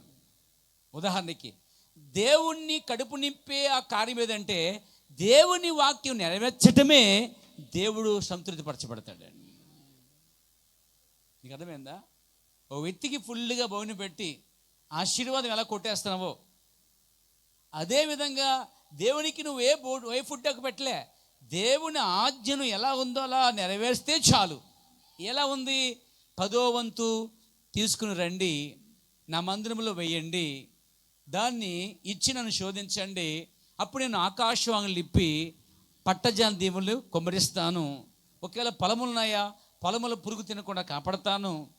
ఒకవేళ మీకు ఆస్తులు ఉన్నాయా, ఇబ్బందులు ఉన్నాయా, కష్టాలు ఉన్నారా, శోధనలు ఉన్నారా, ఇవన్నీ నుంచి విడిపిస్తానని చెప్పి దేవుడు ఒక మాట ఇస్తున్నాడు, వాగ్దానం ఇస్తున్నాడు అండి. దేవుడికి మహిమ కలుగాక. కాబట్టి ఈ వచ్చిన తర్వాత ఎలా ఖర్చు చేయబోతున్నాయా, ఎలా సరిపెడతామా అని దానికన్నా అవి తర్వాత సెకండ్ ఆప్షన్. అది ఫస్ట్ ఆప్షన్ ఎవరికి?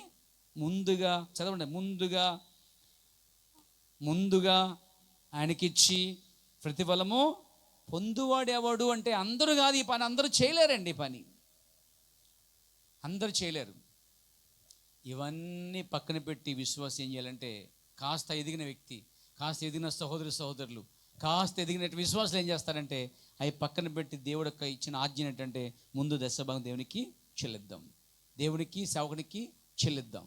అది దేవునికి ఇచ్చేస్తే అప్పుడు దేవుడు ఏం చేస్తాడు? సంతృప్తి పరచబడతాడు. ప్రవర్తనాడు దేవుణ్ణి సంతృప్తిపరచు భాగం అంటే ఇది వాక్యము నెరవేర్చటం.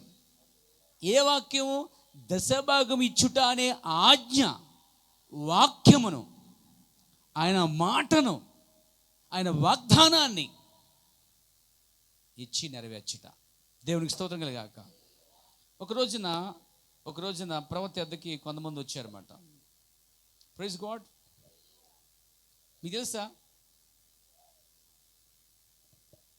అప్పుడు చూడండి, మీరు చదువుకోండి, ఇస్తాను, రెఫరెన్స్ ఇస్తాను. 1959వ సంవత్సరం 12వ నెల 16వ తారీఖున పరిశుద్ధాత్మనగా ఏమిటి అనే వర్తమానంలో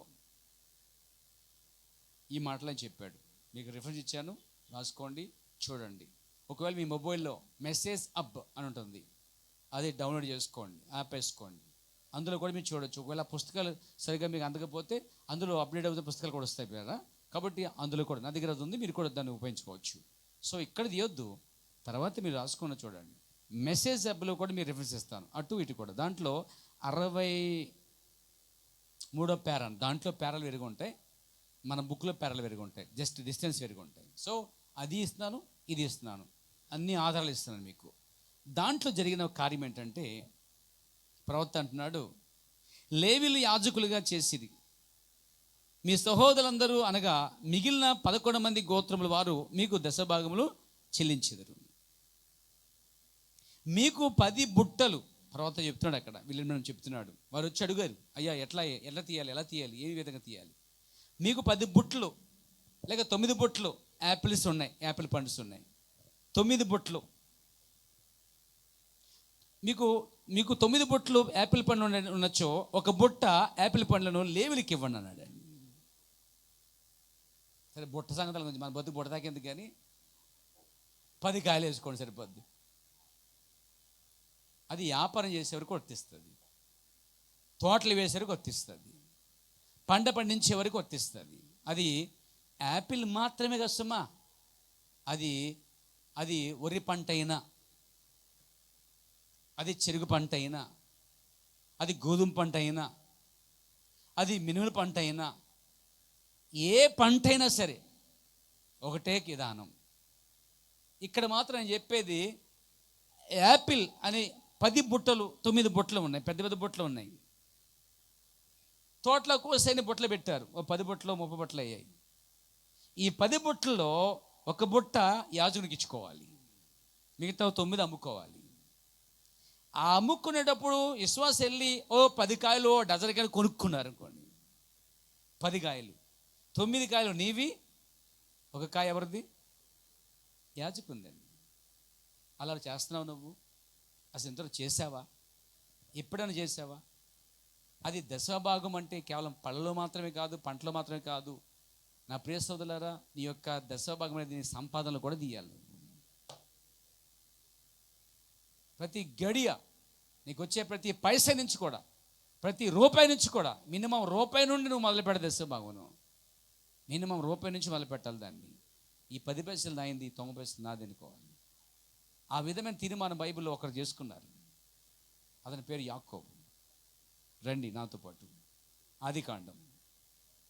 దేవునికి స్తోత్రం. ఆమేన్.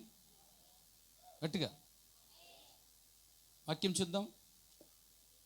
చూడండి, ఆదికాండము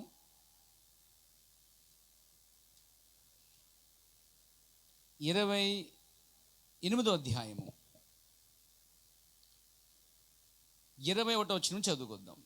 20 నుంచి చదవండి ముఖ్యం. అప్పుడు యాకోబు నేను తిరిగి నా తండ్రింటికి క్షేమముగా వచ్చినట్లు దేవుడు నాకు తోడై ఉండి నేను వెళ్ళుచున్న ఈ మార్గములలోనున్న నన్ను కాపాడి తినుటకు ఆహారమును ధరించుటకు వస్త్రములను నాకు దయచేసిన ఎడల యెహోవా నాకు దేవుడై ఉండును. ఇప్పుడు అన్నాడే, వాగ్దానం చేస్తున్నాడు దేవునితో. మరియు స్తంభముగా నేను నిలిపిన ఈ రాయి దేవుని మందిరమగును. ఒకటి, దేవుని మందిరం గురించి. రెండోది, మరియు నీవు నాకు ఇచ్చు యావత్తులో, అంటే ఏంటి, నువ్వు ఏ రూపంలో ఇచ్చినా, ఏ రకంగా ఇచ్చినా నాకే ఇస్తున్నావు. ఏ రూపంలో, అది పంట రూపం కావచ్చు, కష్టజీతం కావచ్చు, ఏ రూపంలో వచ్చినా సరే నీకు అర్థమైందండి. ఏ రూపంలో వచ్చినా సరే దేవునికి స్తోత్రం కలగాక. ఆఖరికి మీరు సీట్లు వేసి సీట్లు పాడుకున్న రూపంలో వచ్చినా సరే కూడా తీయాలా, కానీ నువ్వు తీవు. అందుకే నీ ఆర్థిక దెబ్బతింటుంది. నువ్వు దాన్ని నెరవేర్చవు. ఎందుకంటే కేవలం దశభావం తీసినాక కదా సంపద అనుకుంటున్నావు. ఇక్కడ ఏమంటే చూడండి, నీవు నాకిచ్చు యావత్తులో అన్నాడండి. అంటే అర్థం ఏంటి? అన్నిటిలో అని తెలుగు భాషలో. యావత్తు అన్నా మరి అబ్రహాం ఏం చేశాడు? అబ్రహాము కూడా వాక్యం చెప్తుంది, అబ్రహాము అన్నిటిలో దశభాగం 10వ వంతు తీసి ఇచ్చిన ఉంది బైబిల్లో. తెలుసా ఆ పదం చదివారు మీరు? అన్నిటిలో అని ఉంటుంది. ఈ అన్నిటిలో పదము ఇక్కడ యాపిల్స్ కావచ్చు, ఫ్రూట్స్ కావచ్చు, లేకపోతే ఏదైనా పంట కావచ్చు, ఏ రూపంలో వచ్చినా సరే యావత్తు, నువ్వు నాకు ఇచ్చే యావత్తులో 10వ వంతు నిశ్చయముగా నీకు చెల్లించదని మొక్కుకున్నాడట. ఈ మాట మొక్కేటప్పుడు అక్కడ యాకోబుకి ఎంతమంది ఉన్నారు? కూడా ఒక కర్ర ఉందండి యాకోబుకి. అంతే. ఏముంది ఈ మాట అన్నప్పుడు ఆయన దగ్గర ఏముంది? ఒక గొర్రె కూడా లేదు, ఒక వంటి లేదు, ఏమండి, పిల్లలు లేరు, భార్య లేదు, ఒంటరిగా ఉన్నాడు. ఈ మాట అన్న ఈ వ్యక్తి మళ్ళా తర్వాత అధ్యయనానికి వెళ్ళినట్లయితే విస్తార మందలతో వచ్చాడండి. కానీ ఈ మాట అన్నప్పుడు అతను ఒంటరివాడు. కానీ అతను అన్న ప్రకారంగానే అన్నిటిలో దేవునికి, యెహోవాకి యాకోబు ఏం చేశాడంటే ఖచ్చితంగా దశమం చెల్లించాడు. ఇక మామూలు పంట కదండి, తెగ పండిపోతుంది అంతా. పట్టుకుందల బంగారం అయిపోతుంది. విస్తార మందలు, భార్య, పిల్లలు, దాసులు, అబ్బో మహా గొప్ప సైన్యం ఇది బైబిల్. నిజమే కదా? అతను అన్న మాటలు బైబిల్ నెరవేర్చబడ్డాయి. యావత్తు అనగా అన్నిటిలో అని. ఈ అన్నిటిలో అనే పదం మీకు బైబిల్లో ఇంకా చూసినట్లయితే ఇంకా మిక్కులు ఇస్తాను బైబిల్లో. చూడండి, లేవీకాండం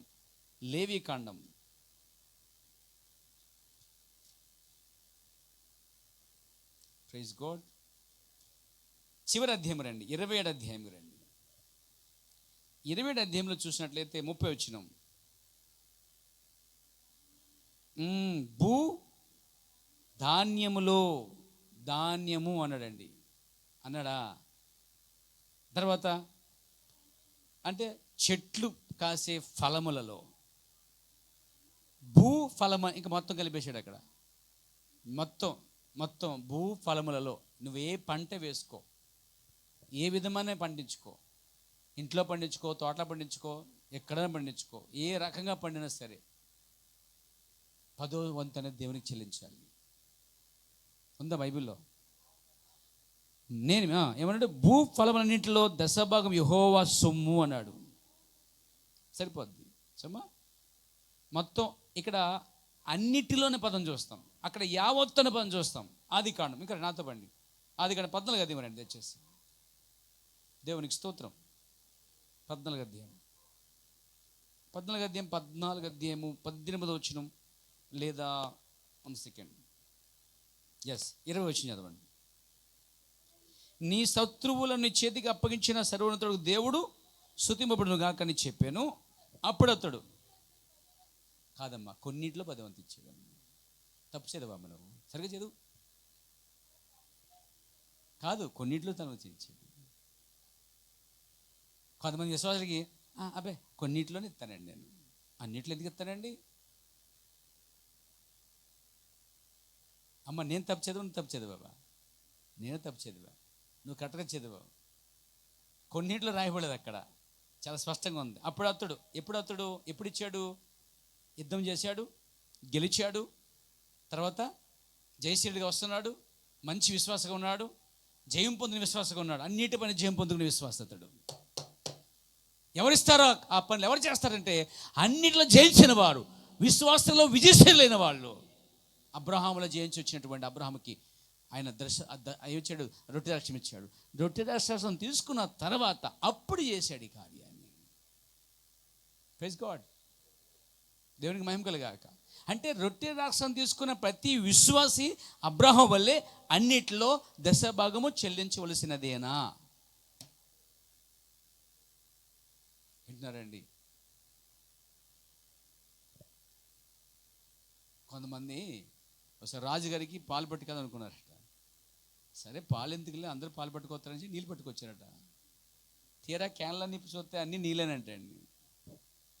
అంటే వాళ్ళు ఏమనుకున్నారంటే మనం అందరం పట్టుకెళ్ళిపోతే ఆయన చేసుకుంటూ పాలు చేసుకుంటాడు ఆయన, నీళ్ళు కూడా పట్టుకెళ్దాం, ఇంచుమించు కలిసిపోతాయి అందట్లో. తిరిగితే అట్లతో వచ్చారండి. వీళ్ళకి బాబులు వాళ్ళు నీళ్ళు పట్టుకొచ్చారు. మొత్తం బట్టబయలు ఏంటంటే అక్కడ పాలే లేవు, అన్ని నీళ్ళే ఉన్నాయి. అలా కొంతమంది ఏం చేస్తారు, దశభావం జాగ్రత్తగా నీళ్ళ చేస్తూ ఉంటారు. అలాంటి వేషధాన్ని ఎన్నడూ చేయకూడదు, దేవుడు చూస్తున్నాడు కార్యాన్ని. కొంతమంది దశభాగం అంటే ఇలా చేతిలో చేయటి అలా ఎంతో కళ్ళు మూసుకొని ఎంతో అంత దశభాగం. ఆ విధానం కాదు, దానికి లెక్క ఉంది, పద్ధతి ఉందండి. దేవునికి స్తోత్రం. సో అన్నిటిలో అన్నమాట చూస్తాం. కొత్త నిమ్మలకు వద్దాం. కొత్త నిమ్మలు కూడా మనం చూస్తాం కార్యం. మత్తయి సువార్త 23 అధ్యాయంకి వచ్చినట్లయితే అక్కడ కూడా ఒక కార్యం ఉంది. యేసు ప్రభు అక్కడ శాస్త్రుల పరిశీలిని గద్దిస్తున్నాడు ఒక విషయంలో. 23 అధ్యాయము 23 చదవండి. అయ్యో వేషధారణ శాస్త్రులారా. వేషధారణ ఎవరంటారు సార్? నటించేవారిని వేషధారణ అంటారు. దశభాగం ఇచ్చి కూడా ఇవ్వకుండా ఇచ్చినట్టుగా నటించడం అండి. తీయకుండా తీసినట్టుగా అన్నిట్లో తీసినట్టుగా చూపించడం అండి. అది వేషధారణ. సరే దశభాగం నేను తీసిన లేదు ఆయనకి తెలుస్తుంది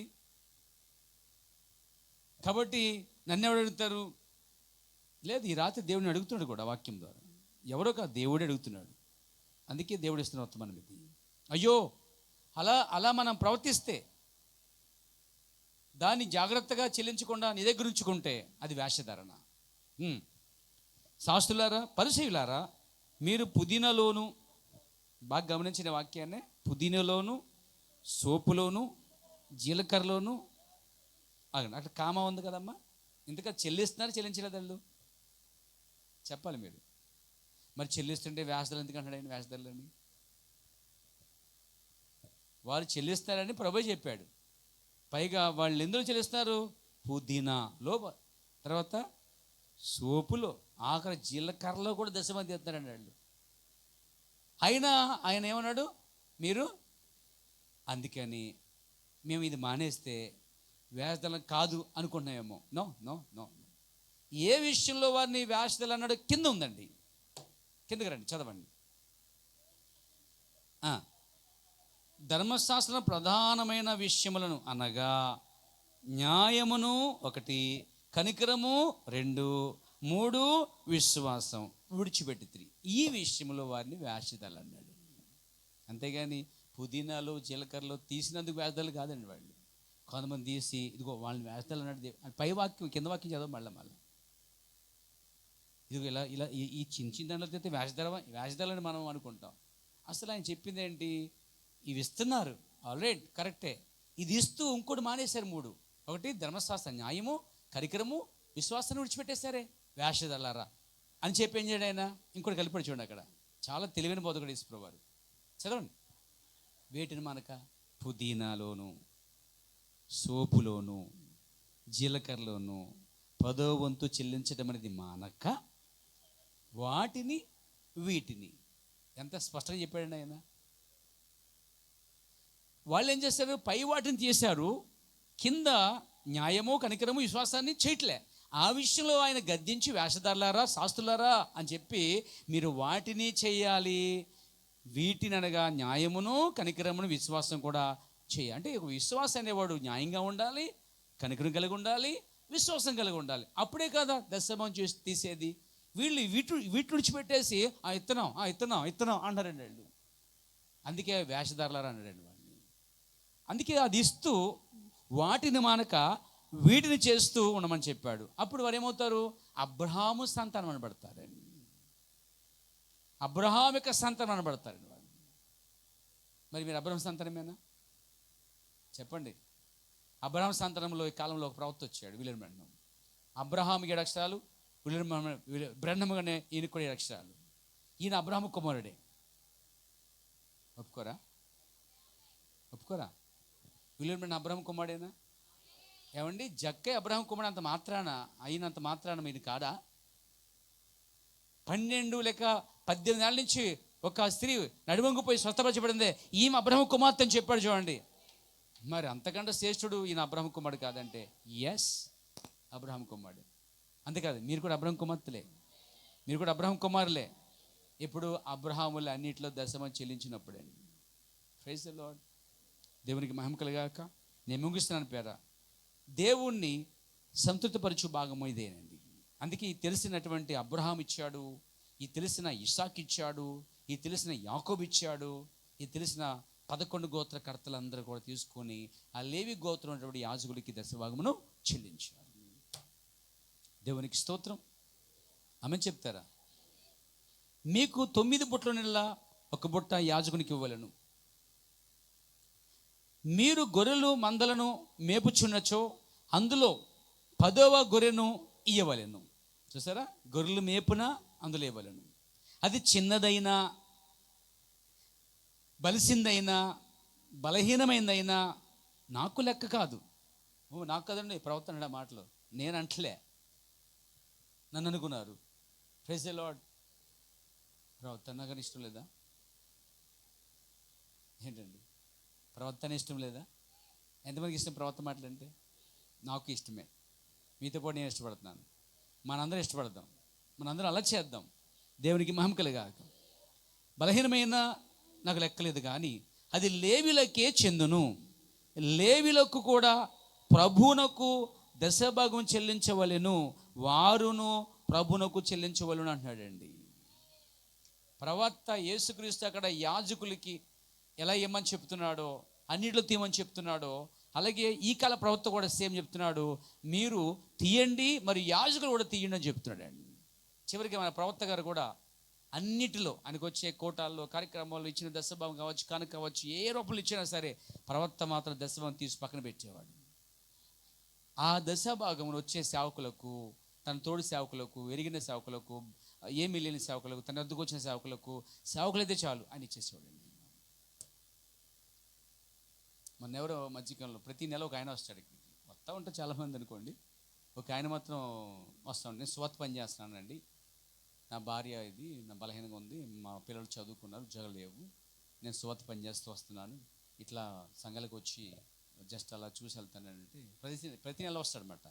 అప్పుడు ఏం చేస్తాడంటే ఆ దశభాగంలో కొంత అతనికి ఇస్తూ ఉంటాను. అతను ఏ సంఘమో ఏ సేవకుడో నాకు అంత నాశనం, బట్ సేవకుడు అంతే. దట్స్ కాబట్టి సేవకుడికి అది ఇచ్చుట వలన ఆశ్రయించు. మన ప్రవక్త కూడా అలా తీసుకుంటూ సేవకుడికి ఇచ్చేవాడు. కొన్నిసార్లు ఆయన మీటింగ్కి వెళ్ళి వచ్చినప్పుడు కొంతమంది సేవకులు ఆ రాత్రి, అయ్యా మా దారిలో మేము వస్తుండగా మా కారు ప్యాచ్ చేయబడింది, టైర్ మొత్తం పోయింది, కొత్త కొనుక్కోవాలి, మా దగ్గర డబ్బులు లేవు అనేసరికి యాజకులు వాళ్ళ సేవకులని తెలిసే చాలు ప్రవక్త వెళ్ళి తన దాచిన దశభాగం తీసుకుని వచ్చి వాళ్ళకి ఇచ్చేవాడు. అలా ఇస్తూ ప్రవక్త కొంతకాలం తర్వాత ఏం చేశాడంటే, ఆయన ఆయన 10వ వంతు తీసుకుని 9వ దేవునికి కూడా మొదలు పెట్టాడండి. చివరి దశకు వచ్చినప్పుడు మొదట 10వ వంతు తీసుకున్నాడు, అలా తీగా దేవుడు దీవించడం మొదలు పెట్టాడండి. ఆ తర్వాత చివరికి తన సమర్పణ ఏంటంటే ఆఖరిగా చివరిలో ఆయన 10వ వంతు ఆయన తీసుకొని 9వ వంతు దేవునికి ఇచ్చేసేవాడు, సేవకు పరిచయకి, సేవలకి ఇచ్చేసేవాడు. బహుగా దీవించబడ్డాడండి. సో ఆశీర్వాదం ఎక్కడుంది అంటే ఇచ్చుటలో, అన్నిటిలో అన్నమాట. ఇచ్చుట కాదు, అన్నిటిలో ఇచ్చుటలో ఉందండి. అందుకే చూడండి, యెహెజ్కేలు గ్రంథం ఒక మాట చూపిద్దాం. యెహెజ్కేలు గ్రంథం 40 అధ్యాయంలో మనం చూసినట్లయితే అక్కడ ఒక వాక్య భాగం కనిపిస్తుంది మనకి. 44:30 వచ్చినమ్మా, చదవండి. యెహెజ్కేలు గ్రంథం 44:30 మీ ప్రత్యక్ష అర్పణలన్నిటిలోను, తొలిచూలు వాటన్నిటిలోను, మొదటివి సరే, మొదటి అనగా మొదటి భాగం, 10వ భాగం అనగా మొదటి వంతు, ప్రథమ ఫలమన్నింటిలోను మొదటివి యాజకులు అంటే సేవకులు. యాజకులు అంటే కొత్త నిబంధనలో ఈ కాలపు వచ్చేపాడు సీవడిలో యాజకులు అనగా లేవీయులు అనగా ఇప్పుడు సేవకులు అన్నాడండి. దేవునికి స్తోత్రం. మీ కుటుంబాలకు ఆశీర్వాదము కలిగినట్లు మీరు ముందుగా, లేకపోతే ఏదేందో మీ దాంట్లో ముందుగా ఏదో తీసట ఎవరికి ఇవ్వాలట, ఇచ్చటి వల్ల ఏమొస్తుంది మీ కుటుంబాలకి? అక్కడ ఉందండి బ్లెస్సింగ్ అండి. దశభాగం అన్నిట్లో తీయాలా. ఇదేంట్రా బాబు, ఇది కూడా చెప్తాడు ఏంటి అనొచ్చు మీరు. మరి ప్రవక్త గారు యాపిల్ పొట్టు ఎందుకు చెప్పాడో? 7 మొదలు చెప్పొచ్చుగా, 7 సంఘాల గురించి చెప్పొచ్చుగా, అయ్యి చెప్పాడండి ఆయన. ప్రవక్త ముఖ్యమైన విషయాలు చెప్పాడు, లోతైన విషయాలు చెప్పాడు, మర్మంతో ఉన్న విషయాలు చెప్పాడు. బైబిల్లో ప్రతి వచనాన్ని వివరించి చెప్పాడు. ప్రతి చిన్న కార్యాన్ని కూడా విడిచిపెట్టలేదు ఆయన. ప్రతి చిన్న కార్యాన్ని కూడా చెప్పాడండి ఆయన. కాబట్టి ఒకసారి విలియం బ్రన్హం గారిని పిలిచారట. పిలిస్తే ఆయన పెద్ద మర్మములు అయ్యి బోధిస్తుందని చెప్పి ఆయన ఆసక్తిగా సంఘాన్ని పిలిచాడట. అద్భుతాలు జరుగుతున్నాయి, ఆశ్చర్యాలు జరుగుతున్నాయి, చాలా లోతుగా చెప్తున్నాడు, వండర్ఫుల్ మెసెంజర్ అని చెప్పి తీసుకొచ్చాడట. ఆ రోజు ఆయన అవేమీ చెప్పలేదంటండి. చెప్పకుండా స్త్రీ బట్టల కోసం చెప్పాడంటండి. మీరు స్త్రీ జుట్టు కట్ చేయకూడదు, అలంకరించుకోకూడదు, జుట్టు కట్ చేయకూడదు, స్త్రీ జుట్టుకి ముసుగు, జుట్టే ముసుగు, స్త్రీ ఒక వస్త్రధారణ ఎలా ఉండాలి అని సామాన్య విషయాలు చెప్పాడండి. ఉద్రేకంగా ఆ మీటింగ్ అయిన తర్వాత పాస్టర్ గారు, తెలిసిన పాస్టర్ గారు, నువ్వేదో చెప్తావంటే ఇవన్నీ చెప్పావేంటి అన్నాడంటే.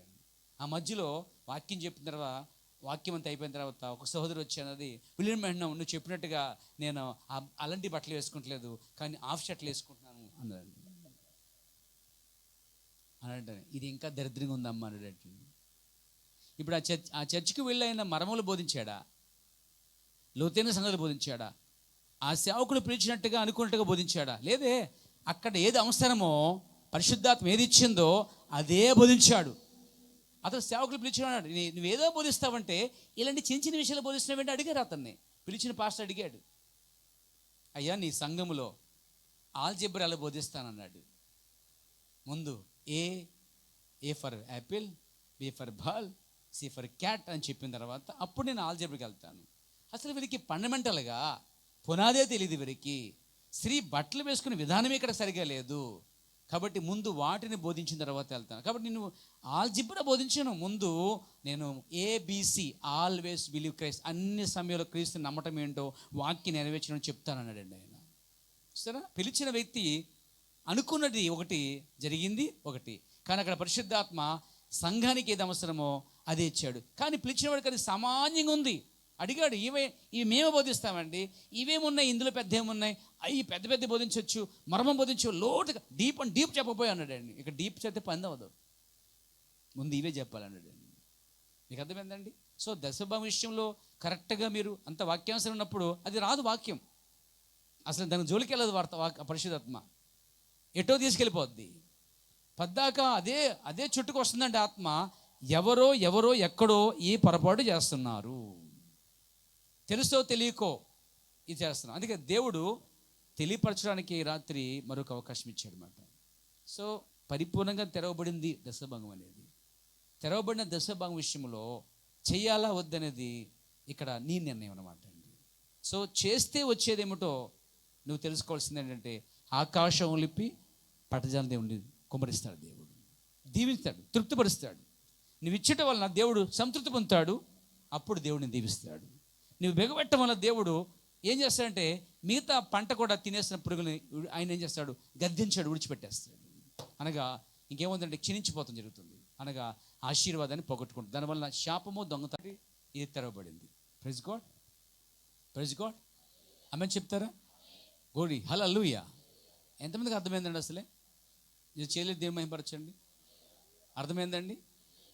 ఎలా అర్థమైంది? ఏ కోణంలో అర్థమైంది నీకు? ఇప్పుడు ఎలా అయితే నీ వాక్యం ఉన్నావో నీ క్రియలు చూపిస్తాయి. ఇప్పుడు నీ క్రియల ద్వారా నీ విశ్వాసం అంటే బయలుపరుచుకుంటావు. వాక్యం విని దాన్ని అవలంబించడం అనేది, విని నెరవేర్చడంలోనే ఆ క్రియ రూపంలో కనిపించేదే నీ యొక్క కార్యాల ద్వారా నువ్వు వాక్యం నెరవేర్చుచున్నావు అని అర్థమవుతుంది. దేవుడు మిమ్మల్ని దీవించును గాక. అందరూ మోకరించండి. ఒక చిన్న ప్రార్థన చేస్తాను ముందుగా.